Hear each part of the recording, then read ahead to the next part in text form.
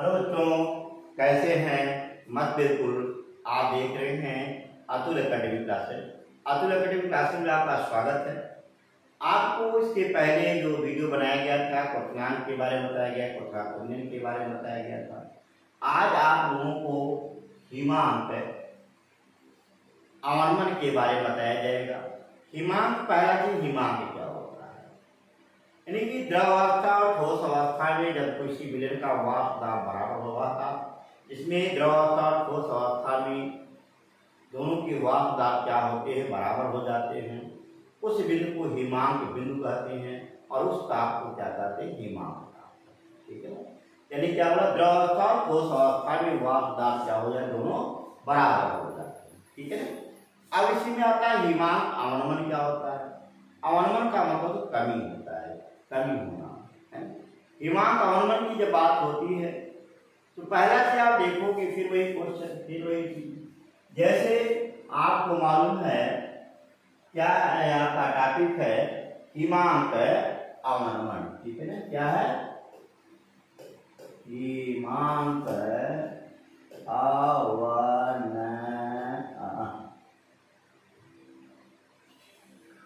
हिमांक अवनमन।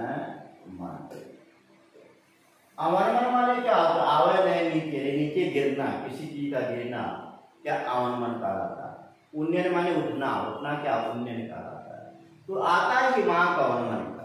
ठीक है, अब सुनिए भाई, देखेंगे इसमें जब कोई भी शुद्ध विलायक अगर हम लेते हैं, ये क्या है आपका शुद्ध विलायक, शुद्ध विलायक आया। अगर शुद्ध विलायक लेते हैं, उसका हिमांक मान लो टी हो, कुछ भी हो, टी हो। जब उसमें क्या करते हैं, कोई आवासशील पदार्थ डाल देते हैं, आवासशील क्या करते हैं, पदार्थ डाल देते हैं। ठीक है, तो उस अवस्था में विलयन के हिमांक में कमी हो जाती है। विलयन के हिमांक में क्या होती है, कमी हो जाती है।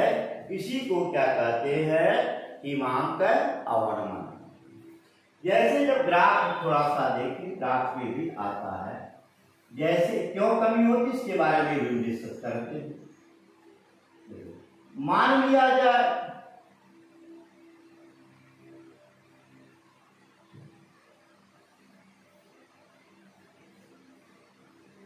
देखो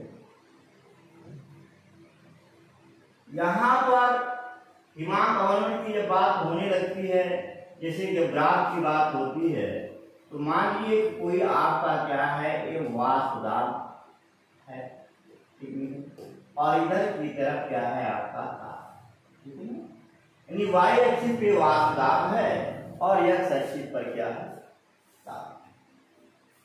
ठीक, अब इसमें क्या होता है, जैसे मान लिया जाए कि जब शुद्ध विलायक था, उस अवस्था में इसका हिमांक कुछ रहा होती है,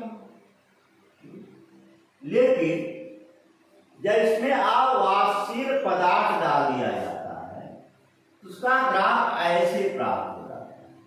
ठीक है, अब अगर यहां से हम क्या कर लेते हैं, ऐसे मिला दें, देखो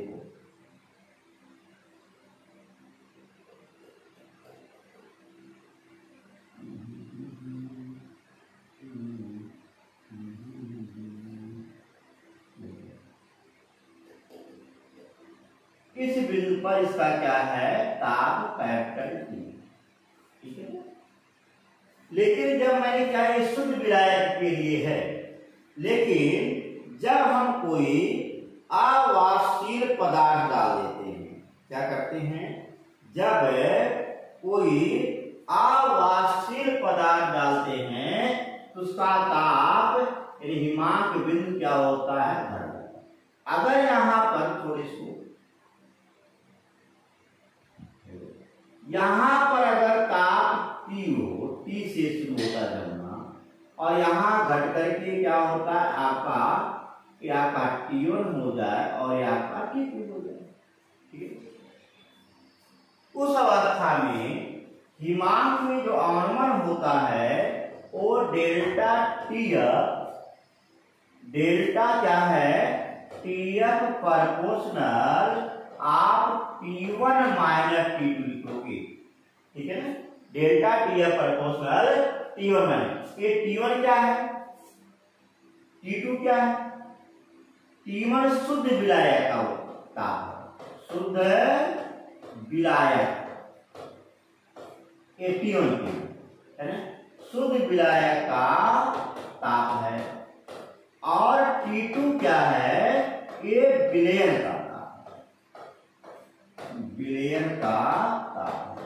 आप देखोगे इस अवस्था में राउल्ट के नियम से आपको मालूम है हिमांक में जो अवनमन होता है डेल्टा TF प्रोपोर्शनल आप लिखोगे क्या है, मोललता, मोललता, या delta TF equal to KF into क्या होता है, मोललता,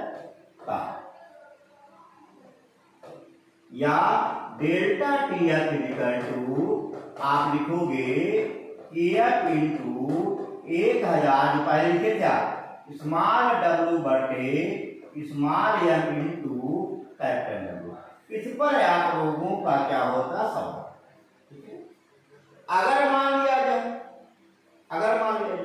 ग्राम आणविक कुंडल स्थिरांक दिया हो, क्या बोला मैंने, ग्राम आणविक कुंडल स्थिरांक दिया हो, उस अवस्था में आणविक कुंडल स्थिरांक देने पर जहां 1000 है वहां पर आपकी वैल्यू क्या होती है, 100 हो जाती है। जैसे आपका यहाँ KF क्या है, ये हिमांक है, अवनमन स्थिरांक होता है। ये जो KF आप लिखोगे, KF इक्वल टू क्या लिखोगे, हिमांक अवनमन स्थिरांक होता है। अगर यहीं पर आपका दे दिया जाए, मान लिया जाए आणविक कुंडल स्थिरांक की बात हो, क्या बोलो, आणविक कुंडल स्थिरांक में क्या करते हैं,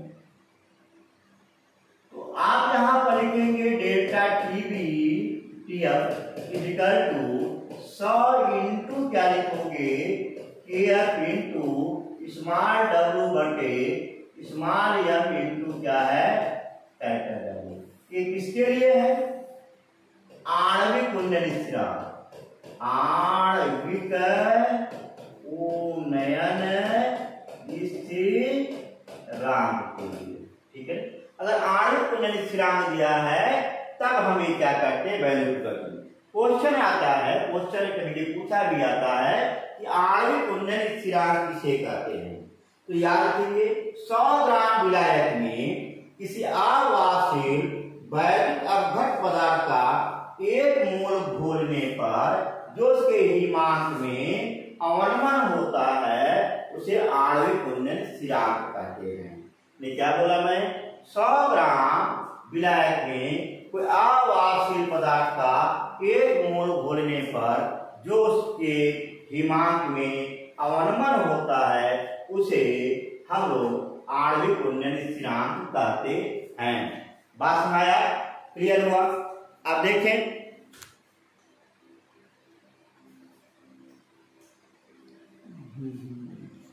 खिसक गया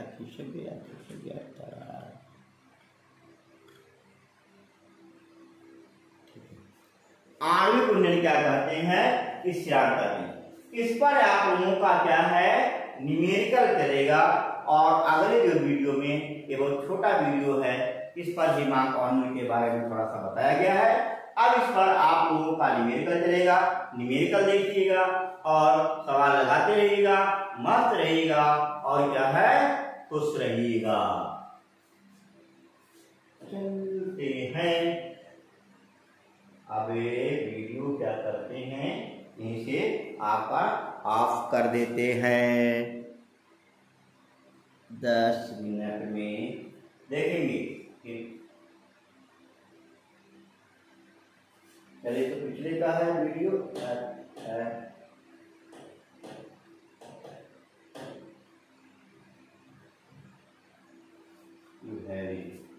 देखिए छोड़े, अब अगला हम लोग एक काम करेंगे, अगले वीडियो से